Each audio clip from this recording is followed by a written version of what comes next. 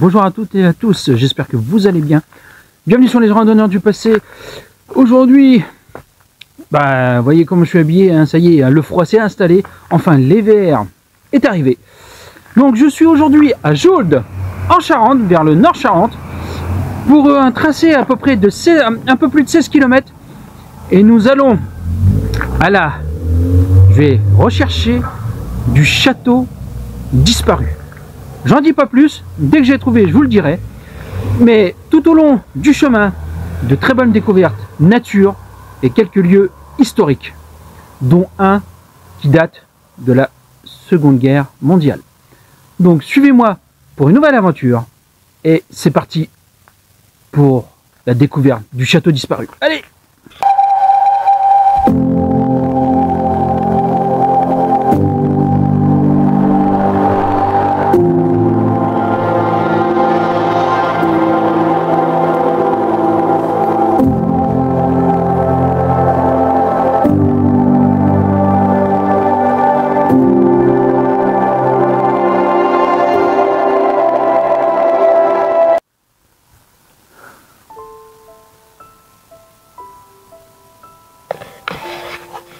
Alors, devant moi se dresse l'église Saint-Martin, construite à la moitié du XIIe siècle. Elle est ouverte, donc on va la visiter. Et en plus, elle est ornée de quelques petites taillages sur la pierre qui est magnifique. Allez, regarde ça.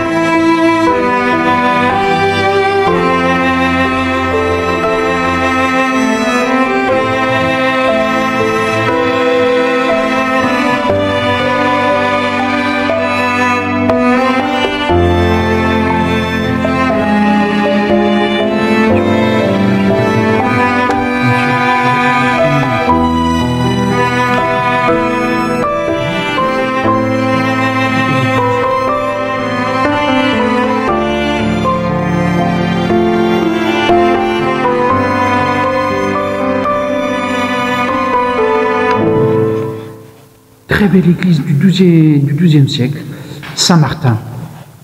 Et ben nous, je vais éteindre les lumières, nous allons continuer notre aventure.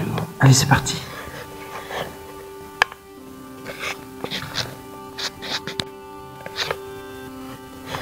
Oui, comme je disais tout à l'heure, donc à l'origine l'église Saint-Martin, donc à l'origine l'église était sans doute implanté au cœur de la forêt de la Braconne, que les défrichements importants du XIIe et XIIIe siècle ont fait ensuite reculer. Voilà, donc c'est une petite explication un peu plus sur la petite stèle explicative. Donc voilà ce que je voulais dire tout à l'heure. Donc à l'origine tout ça c'était une énorme forêt. Il faut savoir que la forêt de la Braconne elle était immense, je crois qu'elle allait presque jusqu'à la mer, il me semble, si je raconte pas de bêtises. Donc nous on continue. Et c'est, regardez une maison, superbe maison en pierre. Oh, derrière l'église. Ah, c'est sympa ça. Allez, go. Comme je disais tout à l'heure, il y a l'histoire de l'église de Saint-Martin. Regardez, vous voyez très bien ici la forêt de la Braconne qui se trouve ici. Donc avec les défrichements du XIIe et XIIIe siècle, voilà. Et là nous avons le haut de clocher qui se trouve ici. Donc c'est vrai que là on va aller tout à l'heure dedans. et on va découvrir encore pas mal de choses. Allez, c'est parti!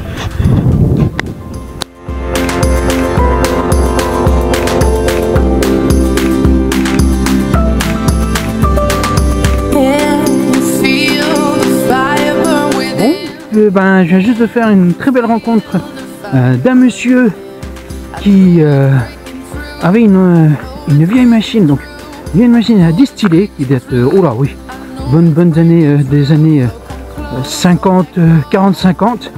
Donc bon, malheureusement j'ai voilà, souhaitais pas de se faire filmer, et ça je comprends tout à fait. Un monsieur avec toujours la vieille distillerie au feu de bois.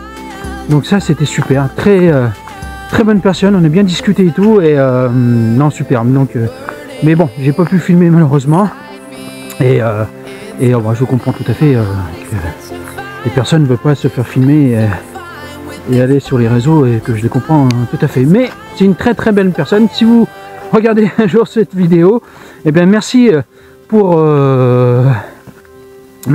cette discussion. En plus, vous m'avez appris pas mal de choses sur la région de Geôle et ses alentours. Donc merci beaucoup. Et puis moi je traverse un petit bois, la forêt, regardez ça, c'est superbe. Ah, là, nous allons par ici. Allez.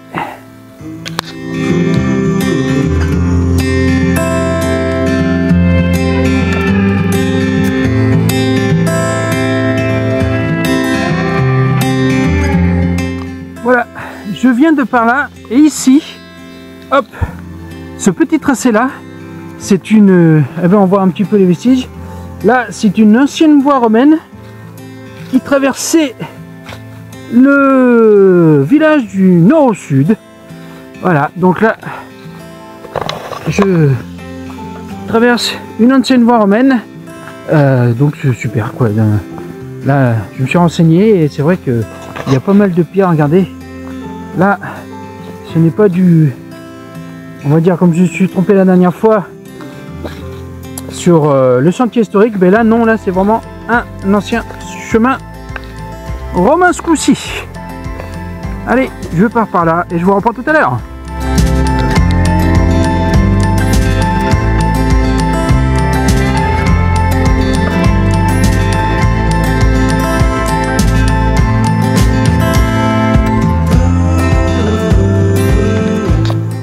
Bon, regardez où je suis.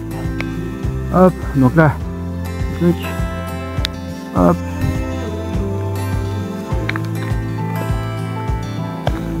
Voilà, je viens d'ici. Donc en plus il pleut, là je me suis changé. Là, il pleut pas mal, mais bon, il faut de l'eau, hein, parce que là, avec ce qui s'est passé cette année, il faut beaucoup d'eau, mais voilà. Donc pareil, hein, les randonneurs du passé, on sort, temps de pluie, neige, froid, tous les temps. Bon, revenons à nos moutons. Vous voyez, regardez juste ici les pierres. En fait, je suis sur une ancienne voie romaine. Donc, on voit bien le tracé là. Regardez là. Là, ici aussi. Donc, une ancienne voie romaine, celle qui fait de Sainte à Limoges. Voilà. Superbe découvert. Et là, je marche sur 2000-2500 ans d'histoire. Voilà. Très belle voie romaine. Donc, je pense que cette vidéo-là va être riche. Et là, je crois qu'on va voir. Attendez. Qu'on peut voir, allez, on voit, hey, regardez ça, je vais essayer de m'enfoncer un petit peu, regardez, les pierres qui étaient posées ici pour faire cette voie romaine. Vous imaginez que là, ces pierres ici, celles-là, là, qui sont disposées comme ça fait 2500 ans qu'ils sont ici, posées par des gens ou des esclaves qui faisaient ces routes. Là, on voit bien la démarcation de cette voie. Ah, ça c'est nickel. Voilà, on voit super bien. Donc là, excusez-moi, voici les petites briques qu'ils mettaient. Voilà, là vous avez 2500 ans d'histoire accumulée ici. Des gens faisaient cette belle voie de Sainte à Limoges. Là, on continue là. Donc, ah bah c'est super. Donc assez bien conservé encore. Et pour ça, quand je vous dis venez, bah venez regarder ces lieux, respectez-les.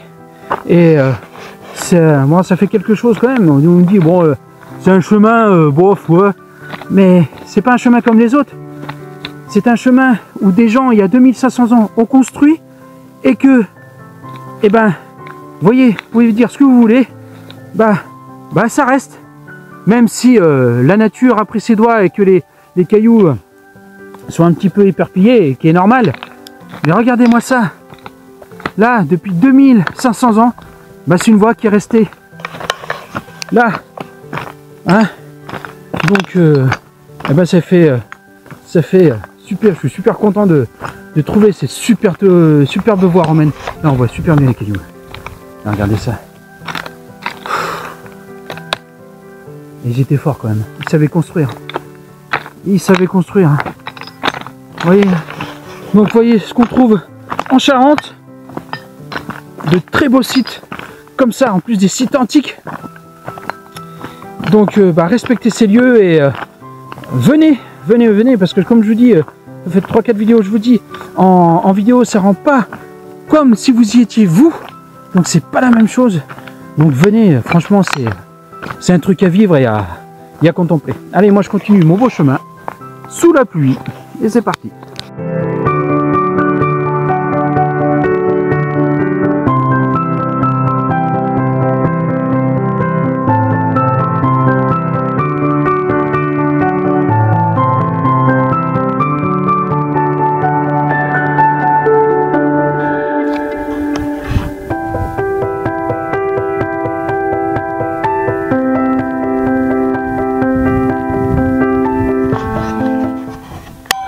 Voilà, il continue toujours à pleuvoir, bon, c'est pas grave. Et belle vue que je vous ai montré à l'instant. Je vous reprends aussi pour vous dire un merci. Je vais aller sous les arbres un petit peu pour vous dire merci. Attendez, je vais juste nettoyer un petit peu la caméra, excusez-moi. Vous dire merci pour votre soutien, merci pour les messages que vous me donnez, les explications, de pouvoir corriger mes erreurs aussi, parce que je ne suis pas infaillible non plus. Je fais quelques recherches, mais des fois je peux faire des erreurs aussi. Hein, on n'est pas, je suis humain comme tout le monde. Généralement dans les réseaux sociaux, il faut pas droit à l'erreur, mais voilà, moi je casse les codes. Je peux me tromper. Voilà, je peux me tromper. Là où je me suis trompé, c'était sur la vidéo sur le sentier historique, le Mont Boulard. Moi qui croyais que c'était parce que j'avais vu un 12e siècle, mais non, était du 15e siècle.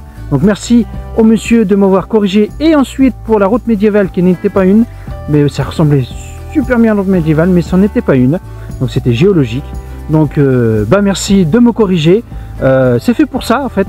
Donc des fois je peux avoir des faux documents ou où je peux me tromper aussi quand je fais mes recherches. Je peux avoir un autre Mont Boulard ou autre. Et donc sur ça je vous remercie sincèrement, merci, parce que en moins vous regardez les vidéos, vous suivez mon évolution à travers les vidéos, parce que je suis amateur. Comme je vous dis, là ça fait à peu près même pas un an que je suis sur YouTube, que je filme et que je raconte des histoires. Donc ça m'arrive de me tromper, donc merci aux gens qui me corrigent, et grâce à vous je connais la vraie histoire, et moi ça m'enrichit encore plus. Donc ça je vous remercie beaucoup, merci pour votre soutien, pour vos messages d'encouragement, le partage, partagez les vidéos, abonnez-vous, likez, commentez, et merci beaucoup. Ça c'est sincèrement merci, parce que ça me fait chaud au cœur. Et je continue ça pour des personnes qui m'écrivent aussi, qui peuvent pas bouger et qui me disent grâce à mes vidéos puissent voyager à travers mes vidéos en Charente et autres, comme j'ai fait les sentiers Qatar. Mais que ceux qui sont charentais, qui peuvent pas bouger, merci à vous, parce que vos messages me réconfortent et puis me donnent envie de continuer à aller de l'avant, à faire d'autres projets, à vous faire découvrir notre superbe Charente en tant que nature et site historique, de raconter de belles histoires qui s'est passées il y a 1000, 2000, 10 000 ans. Donc ça me pousse à m'améliorer, tout ça. Allez, moi je continue mon chemin par là, et je vous reprends tout à l'heure, parce que là ça flotte pas mal. Allez, à tout à l'heure.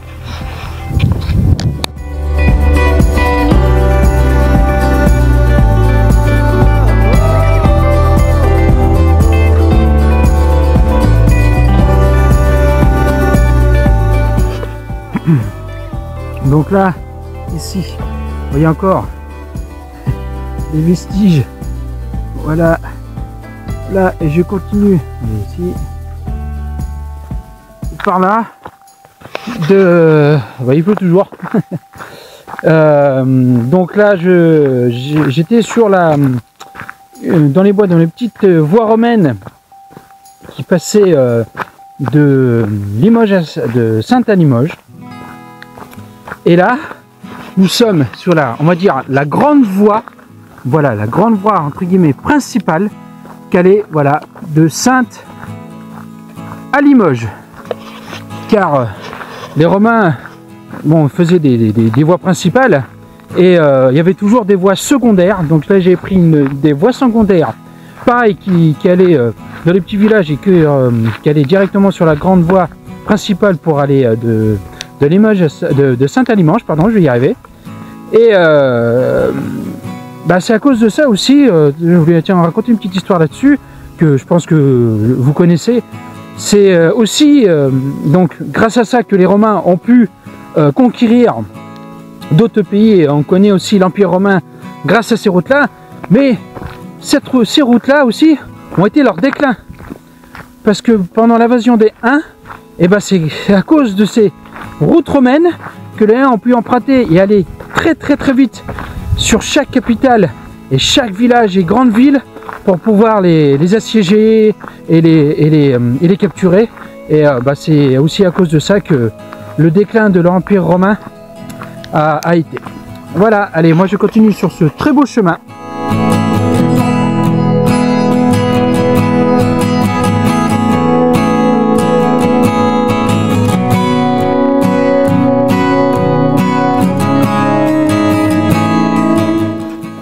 Je suis au croisé des chemins, comme on dit, regardez. Moi je viens de par là, une route qui tourne là, une autre qui continue par là. Moi je pars par ici. On est en pleine nature charentaise, c'est vraiment magnifique, c'est calme. Là la pluie a cessé, donc nickel.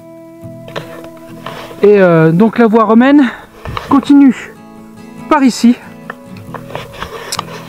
Et bon, moi je pars sur mon chemin. Et ça fait là, ça fait un bien fou. Après, c'est vrai que quand on est avec des amis, c'est un grand partage et je remercie. En fait, tous les amis qui viennent avec moi, sur la YouTube, vous avez vu, c'est un petit moment que je faisais des vidéos avec des très bons amis. Et je leur remercie pour leur disponibilité et qui répondent à mes invitations, car c'est un grand partage que je puisse faire. Et c'est vrai que randonner avec des gens merveilleux, je vais le dire, hein, c'est des gens qui sont superbes. Donc ça fait quelque chose de partager tout ça.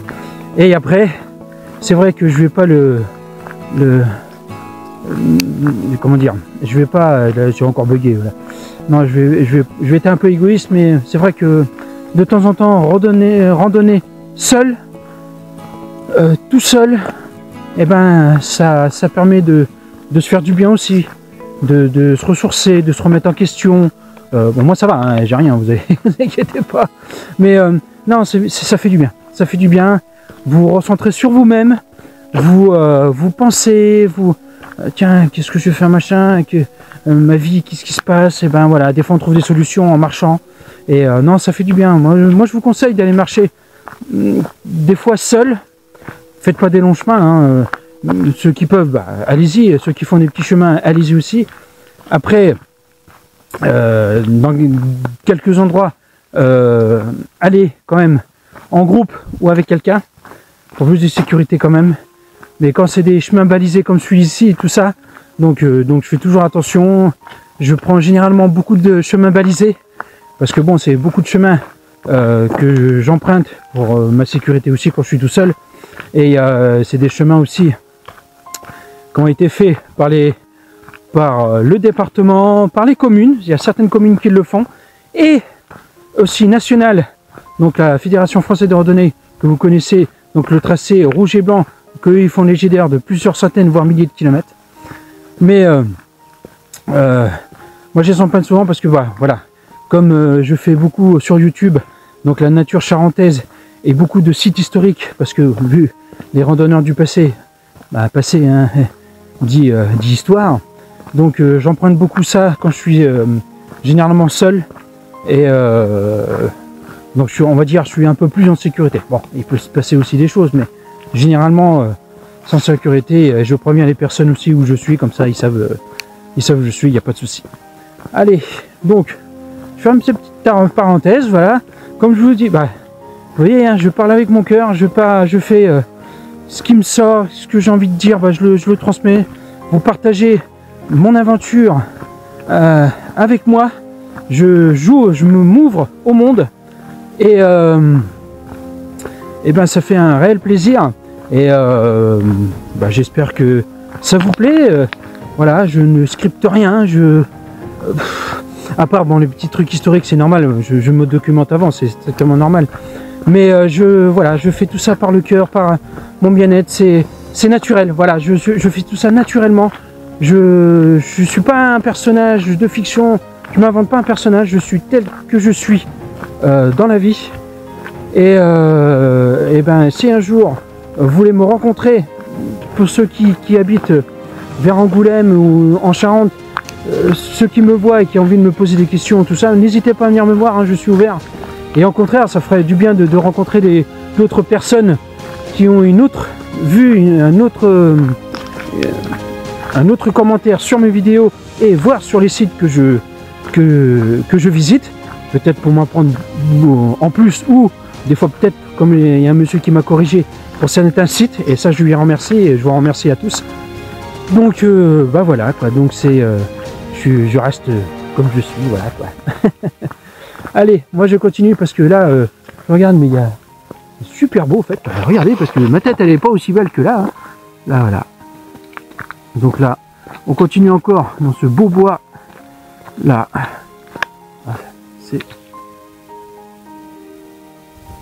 C'est pas mal. Allez, là depuis tout à l'heure je longe des sentiers, voies romaines, des combes, et là encore je suis encore vers les petits bois de l'ancienne Braconne, on va dire, la Braconne, et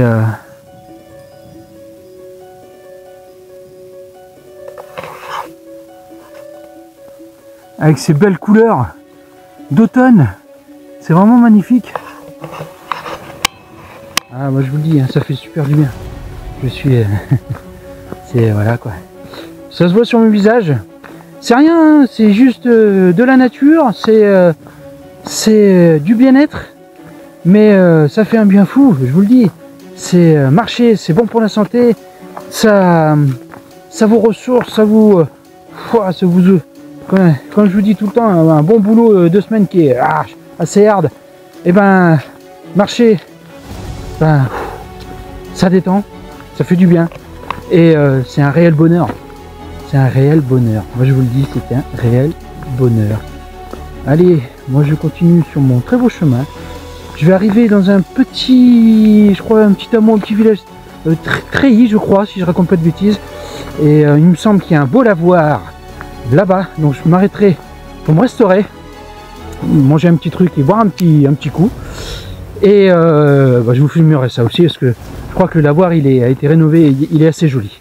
Allez, regardez ça encore, cette belle nature.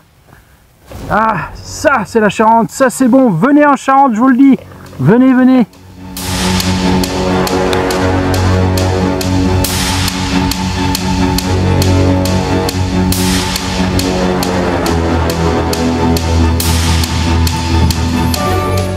Là je suis sur un petit sentier construit, je pense qu'il y a quelques années de ça, il y a peut-être une soixantaine voire plus que ça, la petite mur en pierre sèche, tout ça, c'est sympa parce qu'en plus vous avez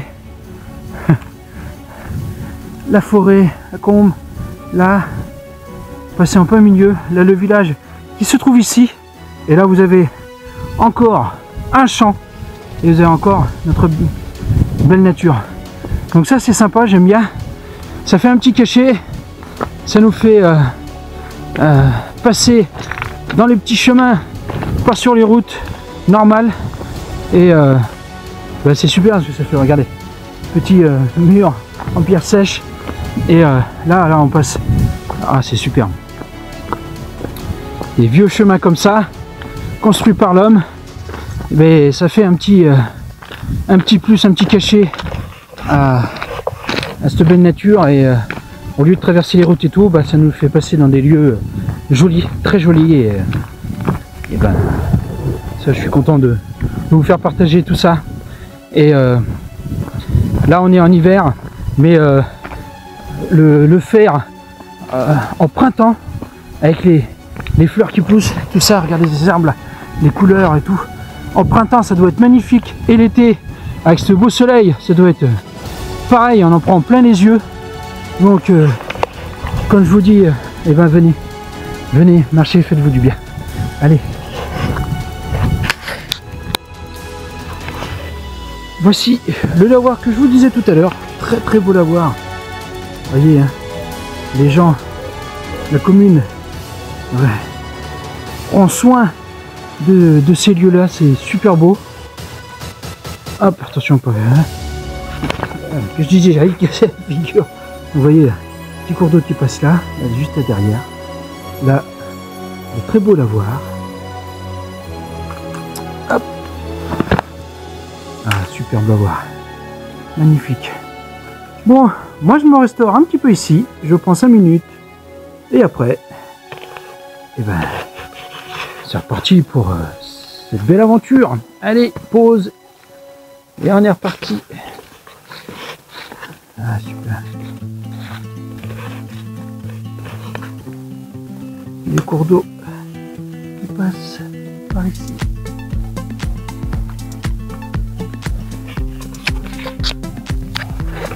Voilà. Nous quittons ce très beau lavoir au village de Trilly, là où je me suis reposé. Nous partons par là. De plus, la pluie a cessé, donc nickel, mais je pense que ça va retomber un peu plus tard. Mais bon, oh, c'est pas trop grave. Donc là, on est parti et je me dirige vers une histoire, quand j'y serai, qui s'est passé durant la Seconde Guerre mondiale en 44, si ma mémoire est bonne. Mais je vous redirai ça avec plus de précision. Allez, c'est parti. Et encore, très belle maison charentaise en pierre là. Regardez ça. Superbe. Ça, c'est beau ça. Ça, j'adore ça. Vieille bâtisse comme ça. C'est superbe. Allez, en avant.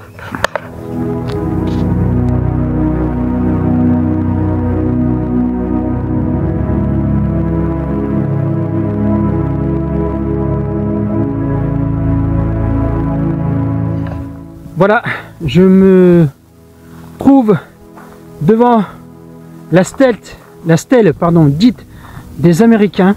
Je vous fais montrer avant. Voici cette stèle. Vous voyez, c'est en plein milieu des champs de nulle part.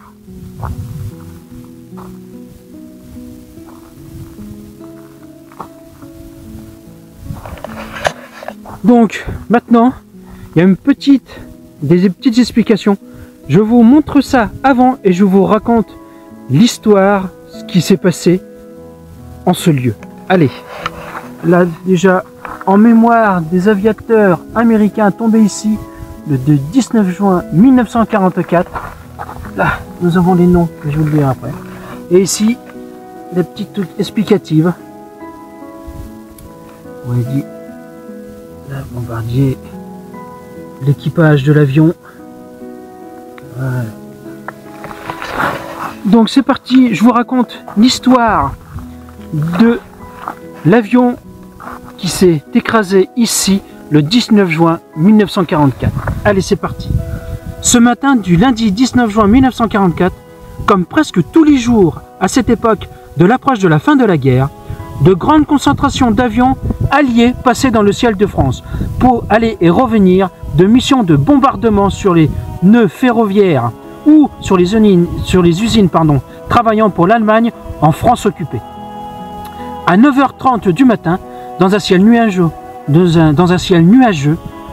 une sourde explosion précédée d'un éclair se produisit. Alors qu'évoluaient dans le ciel d'innombrables avions que l'on devinait dans les nuages par l'assourdiment bruit de leurs moteurs à explosion lancés en pleine puissance, à l'aplomb des villages de Chez, Renard et de Trilly, un avion bombardier B-17G venait d'exploser en vol et se désintégrer en provoquant la chute en dizaines de morceaux de ses 24 tonnes d'acier. Après la déflagration puis la chute d'énormes parties de l'avion, les ailes, les 4 moteurs en étoile, la carlingue et la queue couvrirent une surface de plusieurs hectares de bois et de landes. On aperçut rapidement 3 parachutes déployés dans le ciel qui, à l'approche du sol, disparurent derrière la cime des arbres en direction du village de Chez Renard. Ce seront les 3 seuls survivants. Monsieur André Fricot, instituteur, prit clandestinement les premières photographies du gouvernail arrière de la forteresse volante qui se trouve, voici ici une des photos.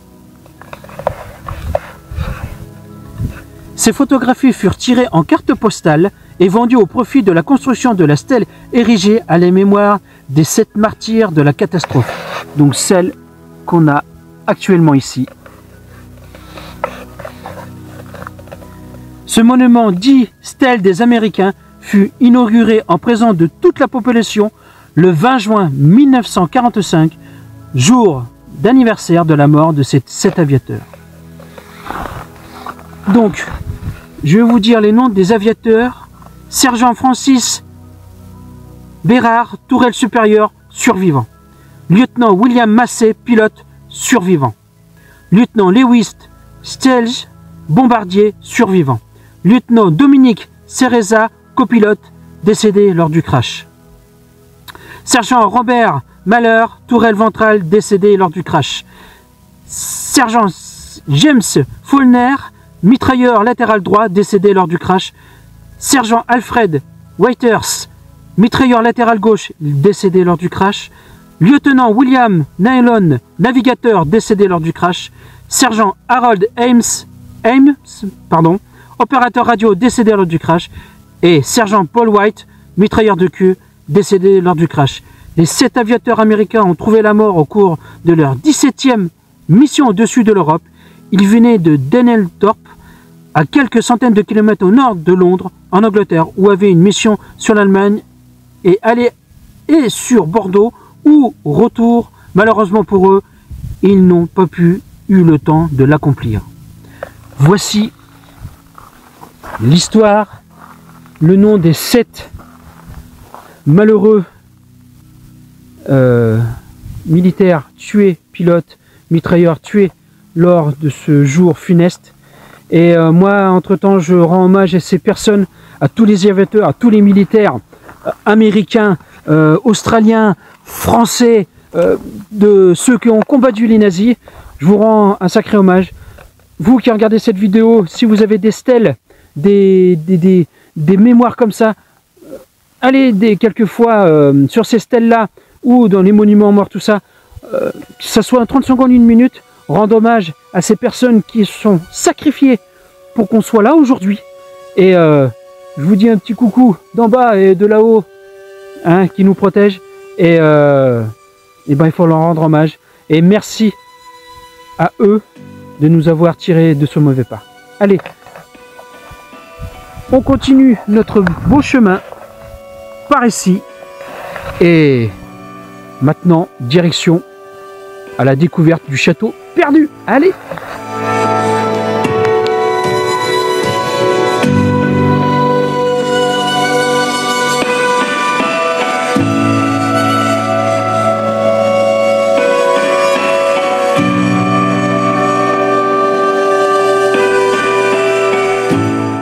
Bon, moi je continue bien mon chemin, je vous reprends. Je voulais revenir sur la stèle des Américains et à la guerre en général, la Deuxième Guerre mondiale. Donc merci à tous ceux qui se sont battus, ceux qui sont encore vivants, ceux qui sont décédés ceux qui ont sacrifié leur vie pour que le nazisme ne soit pas mondial, ont combattu pour la liberté, pour l'indépendance. Et moi, c'est des valeurs que malheureusement aujourd'hui, on n'en a plus beaucoup. Parce que c'est des gens, on va dire, là je vais parler des Américains, parce que des gens qui étaient à des milliers de kilomètres d'une mer Atlantique qui nous sépare, mais ils sont venus. Ils sont venus, dès qu'on les a, dès qu'ils sont rentrés en guerre contre les Japonais, et donc l'histoire de Pearl Harbor, et donc ils pouvaient que se battre là-bas. Mais non, il y en a beaucoup qui sont venus, parce qu'il y a beaucoup d'Américains qui sont d'origine européenne, et sont venus se battre avec nous, avec les résistants, avec les militaires français, avec les alliés, pour venir à bout d'Hitler et du nazisme. Et moi je dis, c'est des gens qui ont eu un courage monstrueux, une âme mais magnifique, mais surtout un super courage. Et moi je voudrais que malheureusement aujourd'hui nous n'avons plus trop ces valeurs, parce que c'est des gens qui n'ont rien demandé, des gens qui sont arrivés, ok, on va essayer de libérer le monde, on va essayer de libérer ces peuples, mais qu'ils étaient à des milliers de kilomètres, ils n'étaient pas obligés. Ils pouvaient dire, oh ben non, c'est leur problème, ils restent chez eux et tant pis. Mais bon, après, qui dit que si Hitler avait gagné toute la guerre, il n'aurait pas été jusqu'aux États-Unis pour conquérir le monde? Voilà. Donc, ils n'ont pas cherché à comprendre, ils ont pris leur barda, leur courage, et ils sont partis combattre les Allemands. Et grâce à eux et à tous les alliés, on a gagné la guerre. C'est moi, voilà, c'est super. Mais le truc que je voulais dire, c'est la chose que je voulais dire, c'est faut avoir des valeurs comme ça, d'aider les autres, de ne plus être individualiste, pardon, parce que maintenant c'est ça. Vous pouvez avoir quelqu'un qui tombe par terre, malheureusement, sur combien de personnes il y en a une qui va la relever? Moi, il y a quelqu'un qui tombe par terre, je la relève tout de suite. Mais bon, qui fait ça maintenant? Ou des gens qui ont des problèmes, tout ça, ou des trucs, il n'y a personne qui va les voir, quoi. Nous sommes devenus méchants, l'humain est devenu méchant, là, à cette époque-là. Malheureusement, il ne faut pas avoir une troisième guerre mondiale. Je ne souhaite pas. Je ne souhaite pas. Et il nous faut qu'on se foute sur la tronche pour que nos valeurs reviennent, nos partages, aider les autres, aller vers les autres, reviennent. On ne peut pas faire ça en temps de paix. On ne peut pas faire ça maintenant, au lieu de se déchirer. Non? Bon, de toute façon, moi à mon niveau de petit français, de petit randonneur, mon petit groupe, les randonneurs charentais, j'essaye de dégager le partage, la compréhension. En plus, sur certains membres qui viennent avec moi, il y en a qui sont d'origine américaine, qui sont d'origine brésilienne, qui sont africaines, tout ça. Et ça, c'est sympa parce qu'en plus, on partage.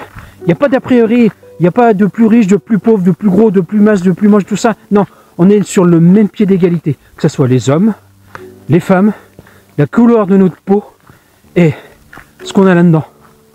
Voilà ce que je veux dire. Voilà ce que j'essaye de faire à mon petit niveau. Peut-être que les autres gens, ils disent, lui c'est un taré, il fait... il dit des conneries. Je dis peut-être des conneries, mais non. Moi, ce que je trouve en ce moment, c'est que ce qui se passe en guerre en Ukraine, ce qui se passe un peu partout dans le monde, c'est que, malheureusement, l'humain, on est con. On aime bien se foutre sur la gueule, on aime bien traiter les autres, on aime bien voler, on aime bien tuer. Voilà, en fait, on est pour se détruire, quoi. Au lieu de s'entraider et de s'aimer, parce que l'amour surplombe tout. L'amour surplombe tout.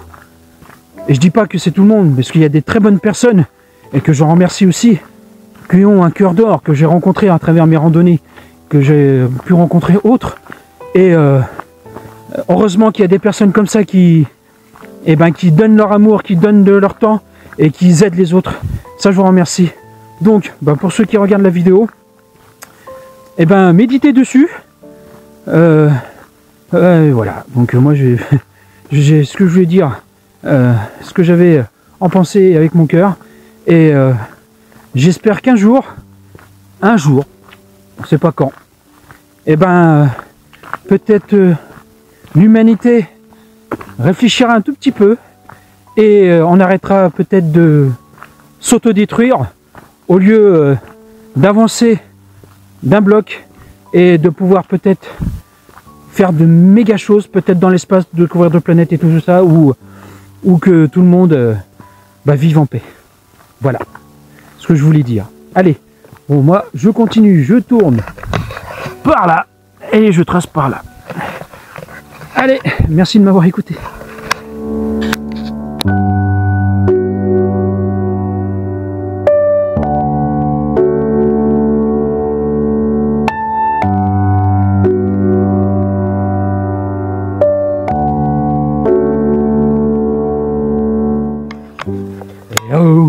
Eh oh, je rentre là de la rando, la la la la la la la la, eh oh, eh oh, eh oh, eh oh, eh oh, je rentre de la rando, la la la la la la la, non, c'est rien, c'est des fois j'ai les fils qui se touchent, faut pas s'inquiéter, faut pas s'inquiéter, vous inquiétez pas, il faut pas s'inquiéter. Non, bah après avec tout ce que je viens de dire et puis ce qui s'est passé il y a très longtemps, revenons un peu à aujourd'hui et ben voilà, là aussi j'espère vous réconforter un petit peu avec les vieilles blagues à 2 francs, mais bon, mais avec mon sourire et ma passion et ma joie et ma bonne humeur, je vais vous faire oublier un peu ces choses là, mais des fois il faut, ça me trotte un peu dans le cœur, il faut les dire, mais bah voilà, grand sourire, c'est un paysage, voilà, pas plus, hein, d'être le plus heureux quand on fait de la rando, quand on a une passion, et ben vivez-la votre passion et ben donnez un petit espoir et de bonheur, surtout avant les fêtes que vous allez faire avec votre famille et vos amis. Donc voilà, petit bonheur, petit sourire, petit joie de vivre et tout. Et les fils ils se retouchent parce que eh oh, je rentre de la rando, la la la la la la la la, eh oh, bon j'ai fini, allez au revoir.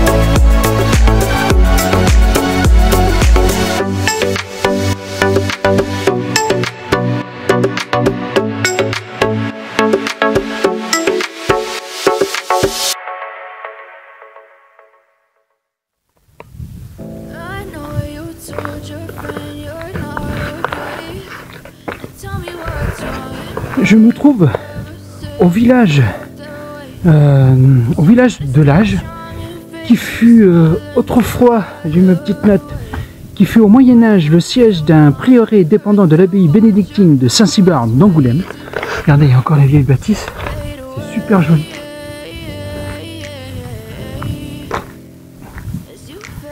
Donc, comme je disais, il dépendait du prieuré bénédictine de Saint-Cybard, donc je pense à peu près vers 12e, 13e siècle. Et donc, comme vous dites, Saint-Cybard a vraiment marqué cette époque. Donc Saint-Cybard, bien sûr, du 6e siècle. Et donc, ensuite, c'est tout ce qui est disciples, tout ça, dont Saint-Amand et ses autres disciples ont répandu un petit peu en Charente et au-delà. Mais c'est beaucoup en Charente. Et si vous voulez un petit peu l'histoire de Saint-Cybard, allez voir ma vidéo en collaboration avec Robin Desbois de la chaîne Renard Vagabond. Et on a fait l'histoire de Saint-Cybard, donc sur la vidéo Les trésors de Saint-Cybard. Comme ça on raconte la vie de Saint-Cybard et tout ce qui est son abbaye, Et ensuite, on raconte l'histoire du quartier.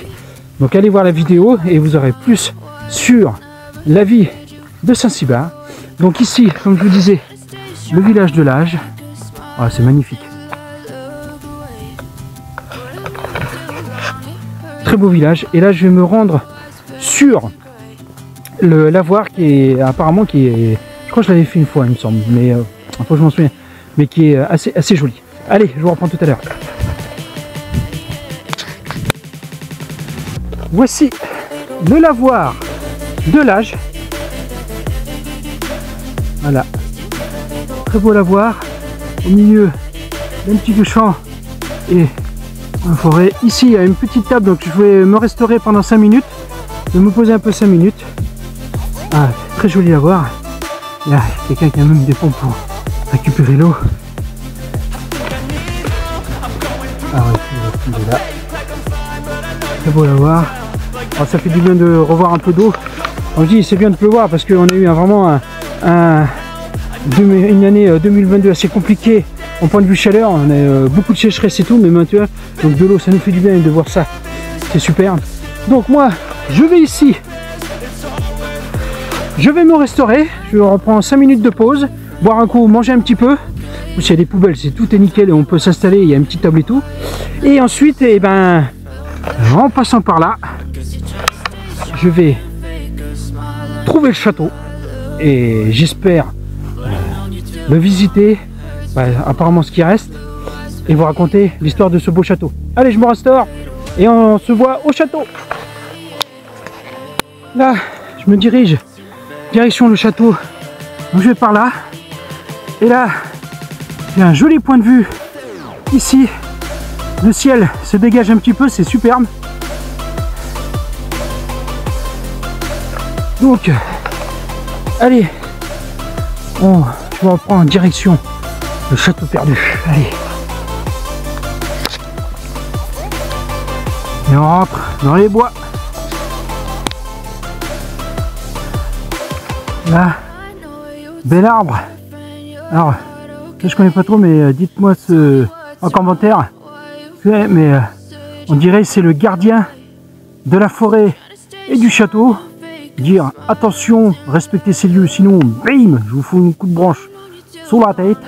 Et c'est magnifique. La nature fait tellement de choses, mais on dirait le gardien de Parce que regardez, autour, il y a pas un arbre, mais ça fait bizarre, un peu comme si c'était un peu oppressant. On dirait attention, vous rentrez dans un lieu chargé d'histoire et j'ai le gardien qui est ici. Donc, et ben nous continuons là-bas. Continuons là-bas et en route pour le château. Je peux passer merci. Voilà, là, je regardais et puis à un moment j'ai tourné la tête et derrière ce gros paille sur un champ qui se trouve ici, regardez, juste ici se trouvent les ruines du château. Donc je vais voir, je crois qu'il y a un petit chemin qui passe au côté, donc je vais pas traverser le champ, je vais passer par le chemin. Et on se retrouve au château, allez, c'est parti. Oh putain, c'est génial, allez, j'y vais, go. Voilà, devant vous, ce qui reste du château de Fayolle. Regardez, là on voit encore, je pense qu'il devait avoir encore d'aller jusqu'ici, ça devait être un très grand château. Donc, eh ben, c'est parti pour l'exploration, mais je vais faire très attention parce que ça a l'air assez, ça peut se casser la figure. Donc je vais aller, je sais pas si je vais aller voir. Je vais aller voir et puis je vous reprends pour l'aventure de la visite du château. Ah voici, voilà. Oh là là, superbe ruine. En plus, là, le petit chemin qui se trouve ici. Donc, il devait continuer encore par là. Donc là, il reste peut-être une tour du château. Tout complètement détruite. De toute façon, je fais la visite et je vous raconte l'histoire du château juste après. Magnifique. Il y a encore des petits points de trucs. Ça devait être un très grand château. Il y a un petit passage par là. Regardez là les pierres qui s'écroulent, tout ça. Oh là là là là. Ça devait être un énorme château.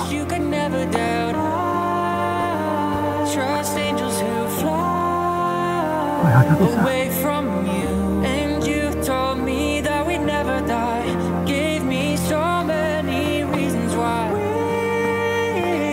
Oh là là, la nature a repris ses droits. Je suis en plein cœur du complexe, tout s'est écroulé. Ah la vache, super. Et encore des constructions ici. Parce que c'est la base, on dirait là où grimper les escaliers. Ah, superbe château. Magnifique. Ah, très belle découverte. Ah, magnifique. Allez, je vous reprends, je vous raconte l'histoire de ce château. Ah, génial. C'est parti pour l'histoire du château de Fayolle. Il fut édifié dans la seconde moitié du XVe siècle, ancien fief qui dépendait de la baronnie de La Rochefoucauld. Lionel de Lubersac entreprit sa construction dont les anciens du pays en parlaient comme une merveille. Elle ruina le seigneur Lubersac qui se vit dans l'obligation de vendre sa seigneurie à Benoît de Lache-Baston, premier président au Parlement de Bordeaux. Au XVIIe siècle, la famille Duvigneau en était possesseur. Le dernier propriétaire de Fayolle fut Marc-René Barrault de Girac qui émigra. Le château fut alors dévasté et incendié. Il est lisible sur le plan d'une enseigne carrée de près de 100 mètres de côté, dotée de chaque angle d'une tourelle.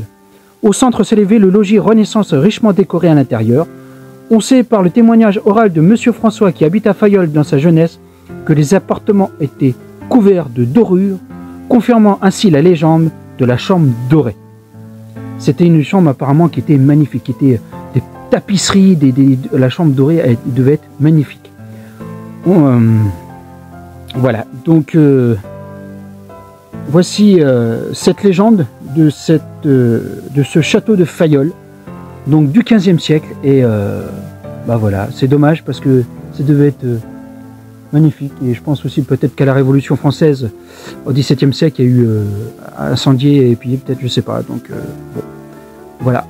Allez, bah nous on continue, et je finis ma belle randonnée qui était riche en histoire et en émotion avec nos aviateurs, ce château, et ah, super.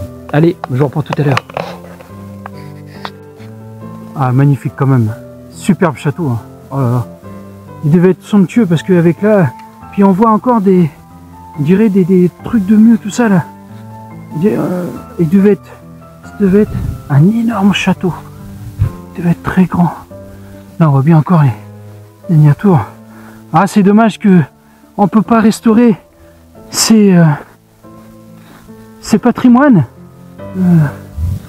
Là, voilà, moi je suis arrivé de là tout à l'heure. Là, j'ai pu passer par là, la route. Et ah, c'est magnifique quand même. Bon, ça, un pro patrimoine, mais dommage qu'il ah, bon, c'est l'histoire quoi. Bon allez, moi je continue et puis et ben je vous reprends pour la conclusion de cette belle randonnée. Allez, en plus avec une magnifique vue par là, dis donc. Voilà, moi je sors d'ici où le château qui était par là, et regardez ce que j'ai devant moi, magnifique. Ah, dans le temps, bah, ça devait être aussi pas mal de bois et de forêt ici, mais on a une superbe vue, magnifique. Allez, belle Charente, vallonnée, comme on aime notre Charente.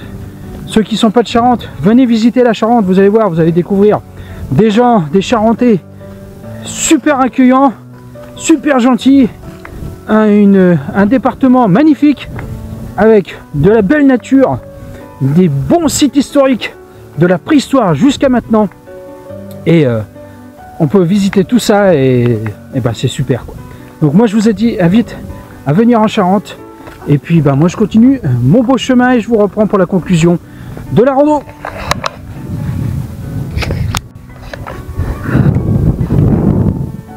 Les copains.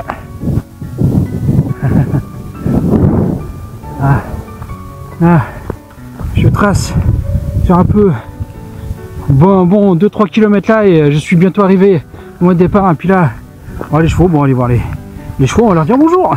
Allez. Salut le copain. Comment vas-tu? Ah, tu viens me saluer? Bonjour. Bah, t'es tout beau mon gars. N'en aie pas peur. Je suis ton ami. Bonjour. Ah, il est tout beau pépère. Allez, je te laisse tranquille. Allez, bonne journée. Bon appétit.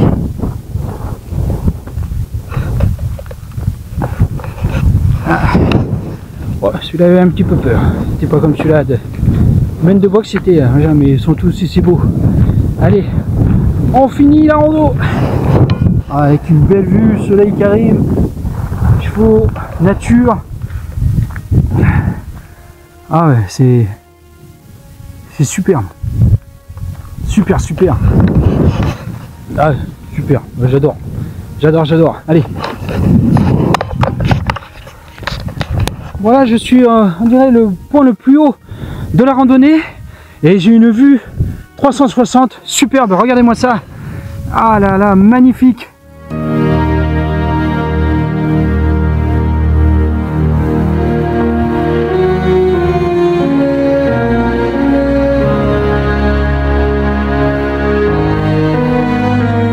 Ah bah, je sais pas si vous voyez un peu plus loin, mais sur la GoPro, je sais pas bien, mais on dirait qu'au loin c'est des montagnes, tellement que c'est...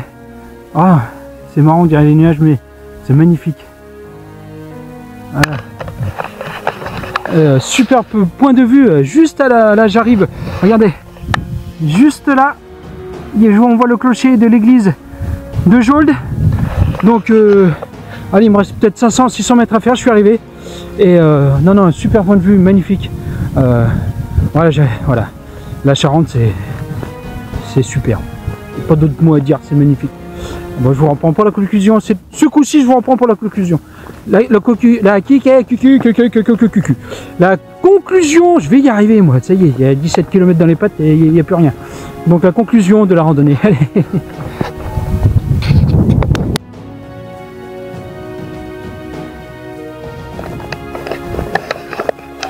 Et voilà, randonnée terminée, 16 km, presque 17 km à Jolde. Merci d'être resté jusqu'au bout avec une très belle aventure sur les lavoirs, sur la Deuxième Guerre mondiale, sur le château de Fayolle.